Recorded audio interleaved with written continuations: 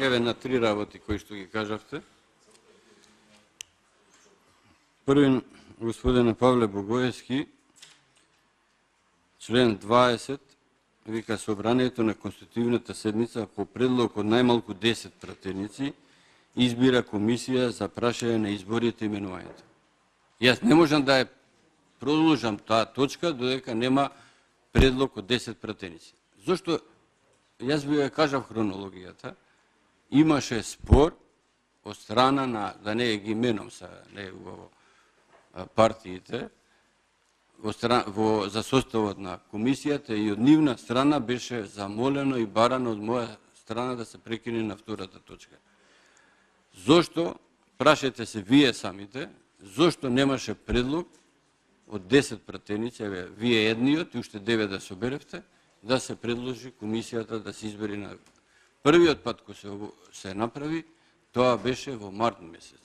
И затоа кажувам дека конститутивната седница, кој ќе земиш започнала тогаш, завршила тогаш, точно е 4 месеци, но тие 3 месеци, условно да кажам, не се работеше затоа што немаше деловнички можности од страна на пратениците кои што треба да ја предложат комисијата за прашање на избори. Тоа веројатно беше коалиционен договор и затоа во тие 3 месеци не беше постигнато. И јас го ценев тоа.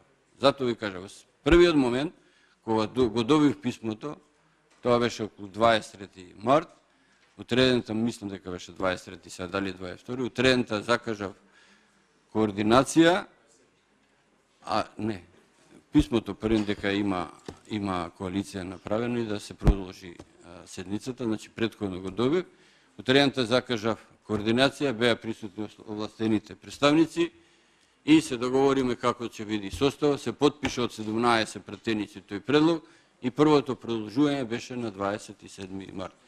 Затоа, да бидеме прецизни, значи не е 4 месеци да траела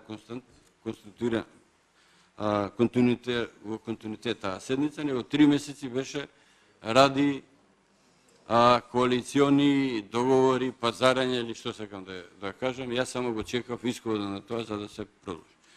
Второ,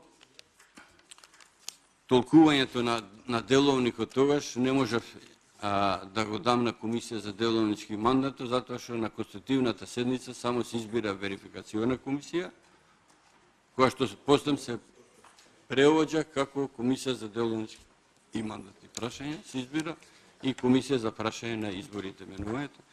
И трето, ако мислите дека собранието, не само за овој случај, и за идни, може предходно не се правило така, а треба да се прави, и за идни, ако мислите дека треба собранието еден вид нотаријат да биде, и кој ќе дојди овдека и само вие да удрите печат, тогаш зашто ја држиме оваа комисија овдека, зашто држиме седница доле на собрание, да ве овластиме во деловникот, како председател на комисија за деловнички мандат и имунитетни прашања, чим добие барање од суд, одма да удри Павле печат, да се потпиши и да се достави в суд.